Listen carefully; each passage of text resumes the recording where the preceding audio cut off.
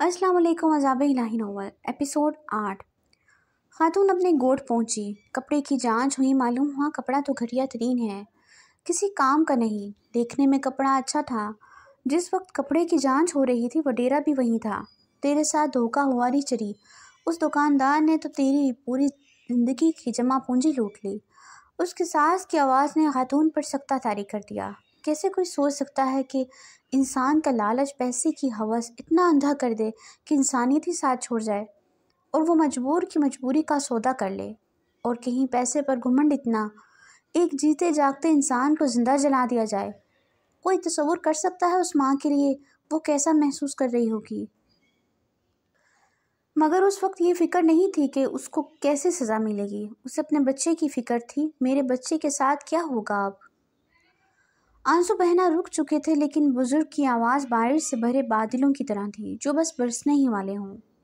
جاوید صاحب سر جھکائے بیٹھے تھے، وہ تصور نہیں کر سکتے تھے لیکن اندازہ لگا سکتے تھے، بس ذرا سا۔ اسی وقت اس خاتون کو وڈیرے کے حکم کے مطابق زندہ جلانے کا حکم دیا گیا۔ خاتون کو حویلی میں بنے ہال میں لے جایا گیا اور لکڑیوں کو اس کے چاروں اطراف جوڑا گیا۔ وہ خاموش تھی، بالکل خاموش۔ جاوید صاحب کی آنکھ سے آنسو ٹپکا۔ یہ کیا ہو گیا مجھ سے؟ میں نے کتنے لوگوں کے ساتھ دھوکہ کیا، کتنوں نے میری وجہ سے آنسو بہائے، اور اس عورت کو زندہ جلا دیا گیا میرے ایک غلط اور غلیظ عمل سے۔ آخر کسی کی تکلیف نے تو میری دنیا کو تباہ کرنا تھا نا۔ جاوید، اس حادثہ میں اصل بات یہ ہے کہ حضرت بزرگ جاوید کے آنسو بھرے چہرے کو دیکھ کر ایک پل کو رک کر بولے، خاتون نے جلنے سے پہلے تمہیں بد دعا دی۔ اے اللہ، میں تو اس دنیا کو چھوڑنے والی ہوں، تیری رضا میں راضی ہوں، لیکن وہ شخص وہاں کیا تھا؟ میری حالت اچھی نہیں، درگو حالت میں ہوں، اور ترس نہ کھایا۔ پیسہ چاہے زیادہ لیا پر کپڑا تو اچھا دیا ہوتا۔ میری بد دعا ہے مولا کہ اس شخص کی اولاد اس سے بھی زیادہ بری ہو، برائی کا منبع ہو، مرنے کے بعد بھی وہ اپنی اولاد سے سکون نہ لے سکے، اس کی اولاد کی شیطانیت اسے قبر میں بھی سکون نہ لینے دے۔ میرا بچہ یا خداوند متعال اب تیرے حوالے۔ حضرت بزرگ رکے اور جاوید صاحب کو دیکھا، جن کا رنگ بد دعا کے خوف سے سفید پڑ رہا تھا۔ ایک معجزہ دیکھا وہاں موجود افراد نے کہ آگ اس خاتون کو چھونے سے پہلے ہی اس کی روح اس کے جسم کو چھوڑ چکی تھی۔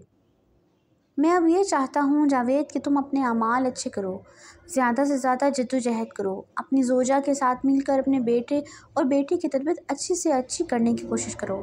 میں کون ہوں، کیسے آیا ہوں، ان باتوں کی حقیقت میں بتانے کا پابند نہیں۔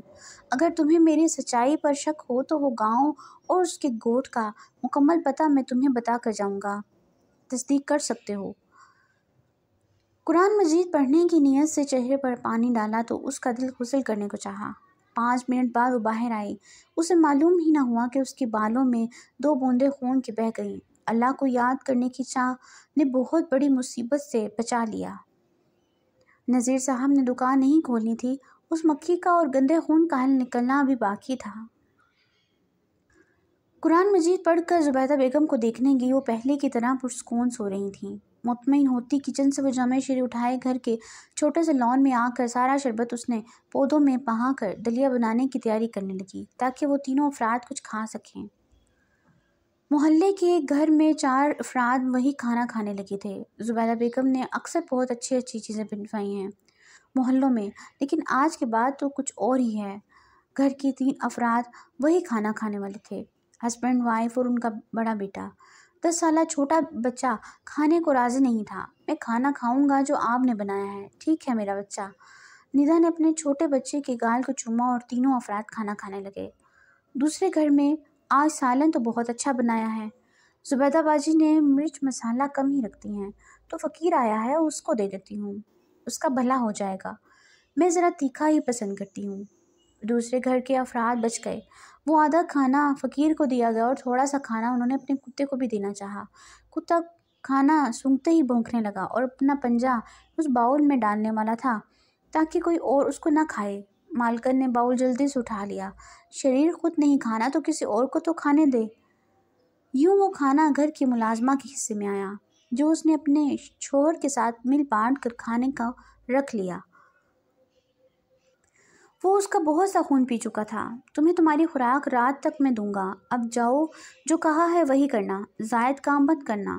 اور اس کی بات بیچ میں ہی رہ گئی۔ قریب سے بھیڑ کے منمنانے کی آواز آئی۔ بہراج اور وہ خونی بلا تیر کے تیزی سے باہر گئے۔ وہاں ایک نہیں دو بھیڑ تھے، نر اور مادہ، غلطی سے اس طرف آ نکلے اور اب وہ پریشان سے یہاں وہاں دیکھ رہے تھے۔ بس آنکھوں ہی آنکھوں میں ایک دوسرے سے بات کی اور نر بھیڑ کو مخلوق سالم نگل گیا۔ بہراج نے دوسرے بھیڑ کو باندھ دیا۔ اس بلا کو ہدایت دے کر وہ بھیڑ کا خون پینے لگا۔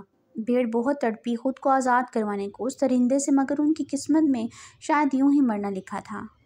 کچھ ہی دیر میں اس کی روح اس کے جسم کا ساتھ چھوڑ گئی اور دانتوں کی طرح اس کے ہاتھوں کے ناخن نوکیلے اور لمبے ہو گئے۔ بہراج اس کے جسم کی چیر پھاڑ کرتا اس کا گوشت کھانے لگا۔ اسی طرح کھیتوں میں بہت سے جانور آئے۔ ہریالی اور خاموشی جانور کو بھاتی ہے۔ گدھا، گھوڑا، بندر، اونٹ، گائے، پرندے اور انسان، کچھ بھی شیطان کی شیطانیت سے بچ نہ سکا۔